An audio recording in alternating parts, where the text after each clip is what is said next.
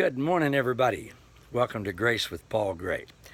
It's a beautiful sunny morning here in Kansas.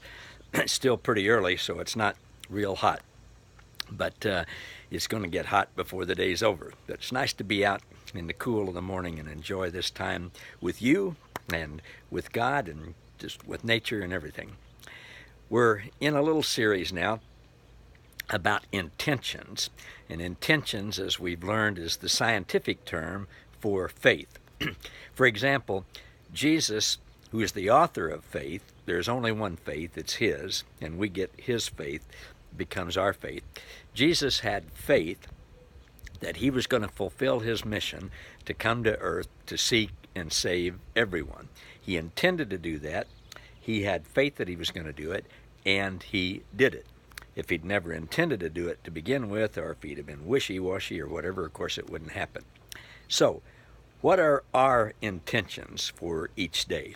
We talked about 4 or 5 of them last week, and today I want to talk about having the intention or the faith to respond immediately to whatever it is God asks us to do.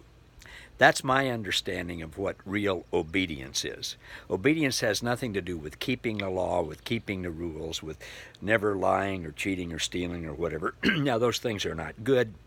They are harmful to us and to others, but that's not what obedience to God is. Obedience is not tithing, it's not going to church, it's not memorizing Bible verses. It has nothing to do with that. Obedience, as Jesus showed us when he was obedient to the Father, is immediately responding positively and intending to do whatever it is God asks us to do, having the intention to do that, and then with God doing it as us, Jesus doing it as us, actually doing it. Now, there's a difference between responding, which is having the ability to respond, responsibility, and reacting. So when God asks us to do something, we can react and go, oh, no, I don't want to do that. I mean, what will they think of me? Or that would inconvenience me, or that might be hard, or that might be awkward, or that might be painful. Or we can react and get defensive and try to talk ourselves out of it, or we can respond immediately and do it.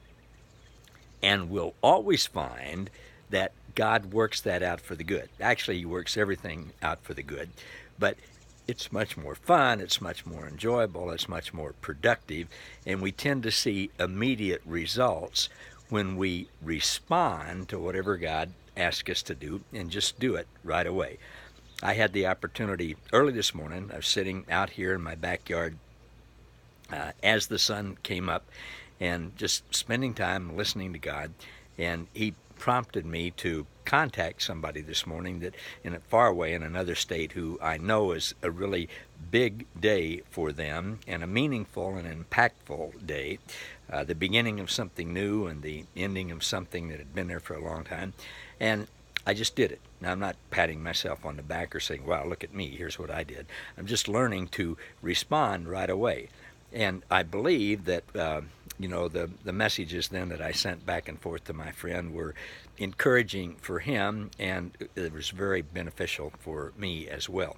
So that's just a little thing. So during the course of a day, God is going to prompt you to do lots of things, to smile at that person, to comment to that person about something, to speak positively to them about something, to pick up the phone and call somebody, or send an email, or send a text, or to do something for somebody. It's always going to be for the benefit of somebody else. And God gives us all kinds of opportunities to do that throughout the day. So I hope you'll join me today in intending to respond promptly, immediately, to whatever it is God asks us to do, and then enjoy seeing the results of what he does with that. Hope that's helpful, everybody. See you next time.